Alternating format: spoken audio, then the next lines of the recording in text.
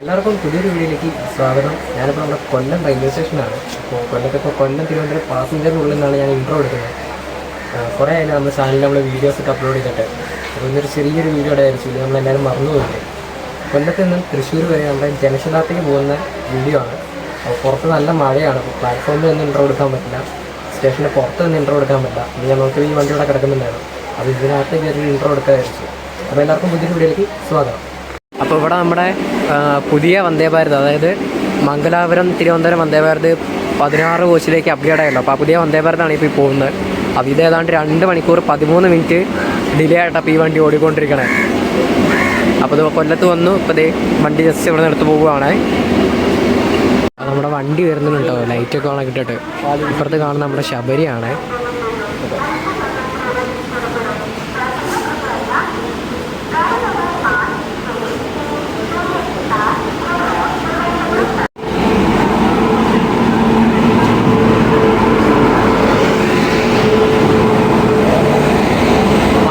പരസ്യം തെറ്റിച്ച ലോക്കമാണ് കേട്ടോ. ഇതാണ് നമ്മുടെ കോച്ച് D1. കൊല്ലത്തിൻ്റെ ജസ്റ്റ് ഡിപ്പാർട്ടായി. വണ്ടി കയറിയപ്പോൾ മഴ പോയി കേട്ടോ. അതാണ് ഏറ്റവും വലുത്. വണ്ടി കയറുന്നതിന് വരെ നല്ല മഴയായിരുന്നു. അപ്പോൾ വണ്ടി കയറി കഴിയുമ്പോൾ മഴ പോയി.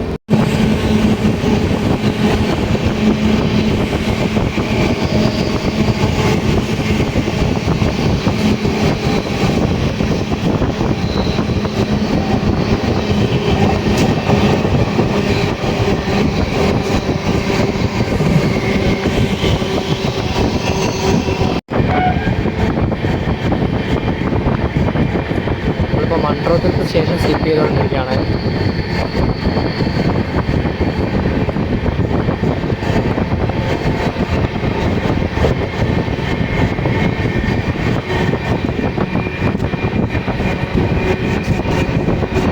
ബാത്റൂമും കാര്യമൊക്കെ ആണെങ്കിൽ ഇപ്പോൾ നല്ല നീറ്റാണ് കേട്ടോ. അങ്ങനെ വേറെ വൃത്തിക്കേടോ കാര്യങ്ങളൊന്നുമില്ല. നല്ല വൃത്തി തന്നെ കിടക്കുന്നുണ്ട് എല്ലാ സ്ഥലവും.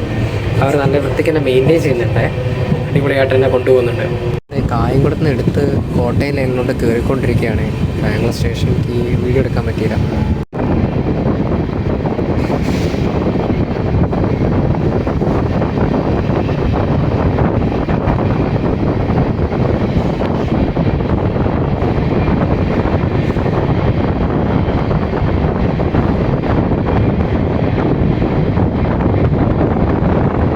മാവേലിക്കര എത്തിക്കൊണ്ടിരിക്കുക കേട്ടോ. 25 മിനിറ്റാണ് നമ്മുടെ വണ്ടി ഇപ്പോൾ ഡിലേ ഉള്ളത്.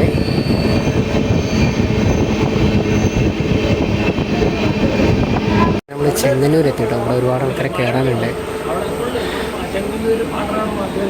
നമ്മളിപ്പോഴും 25 മിനിറ്റ് ഡിലേ ആണ്.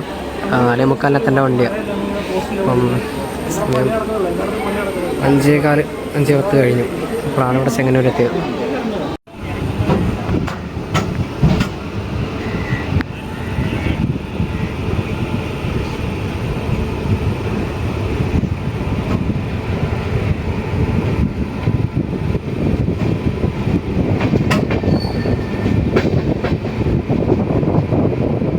തിരുവല്ല എത്തി കേട്ടോ. വണ്ടി ഇപ്പോൾ ഏതാണ്ട് 1/2 മണിക്കൂർ ഡിലേ ഉണ്ട്.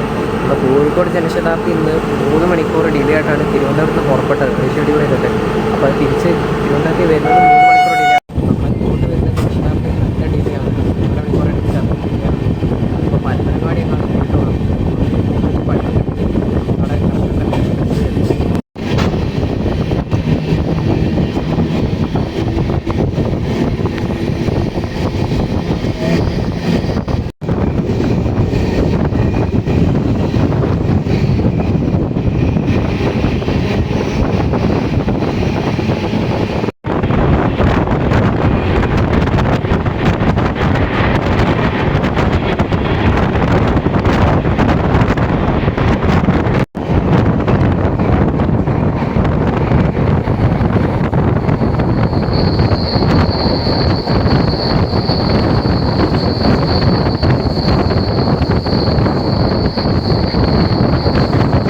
അങ്ങനെ നമ്മൾ കോട്ടയത്ത് എത്തി കേട്ടോ. കോട്ടയത്തെത്തി ഇപ്പോൾ ഒരു 20 മിനിറ്റ് ഡിലേ ആണ് നമ്മുടെ വണ്ടി. ഒരുപാട് ആൾക്കാർ ഇപ്പോൾ ഇവിടെ കയറാറുണ്ട്. അപ്പോൾ ആ കാണുന്ന നമ്മുടെ കോട്ടയം ബസ് സ്റ്റാൻഡാണ്. G9 വെച്ചുകൊണ്ടൊരു ഫ്ലൈറ്റ് കയറി വരുന്നുണ്ട് കോട്ടയത്ത്. നമ്മുടെ വണ്ടിക്ക് സിഗ്നലായ വണ്ടി ഇപ്പോൾ എടുത്തു. കോട്ടയം കഴിഞ്ഞാൽ പിന്നെ നമ്മുടെ വണ്ടി ഈ ഒരു അവസ്ഥയാണ് കേട്ടോ. ഇതിൻ്റെ മുന്നിൽ എറണാകുളം പാസഞ്ചർ പോകുന്നുണ്ട്, കോട്ടയം എറണാകുളം പാസഞ്ചർ. അതിൻ്റെ പുറകെ ഇട്ട് ഇങ്ങനെ ഇഴച്ച് കൊണ്ടുപോകാനാണ് ഈ വണ്ടിയുടെ പതിവ്. ഇപ്പം അത് വൈക്കൻ റോഡ് എത്തിയിട്ടുള്ളൂ. നമ്മൾ വൈക്കൻ റോഡ് എത്താനായിട്ട് ഒരു 2 കിലോമീറ്റർ ഇങ്ങനെ വലിപ്പിക്കുക അതിൻ്റെ പുറകിലിട്ട് എറണാകുളം വരെ. അത്യാവശ്യം നല്ല മഴക്കാർക്ക് മൂടി നിൽക്കുന്നുണ്ട്, മഴ പെയ്യുമോയെന്ന് അറിയില്ല. ഇവിടെ പിറവത്ത് കൊണ്ട് ഒതുക്കി കേട്ടോ. നേരത്തെ വൈക്കൻ റോട്ടിലും കൊണ്ട് ഇട്ടായിരുന്നു, ഇപ്പോൾ പിറവത്ത് ഒതുക്കി. ശരിക്കും മറ്റേനെ ഓവർടേക്ക് ചെയ്ത് പോകാമെന്നേ ഉള്ളൂ, പക്ഷേ അത് ചെയ്യൂല.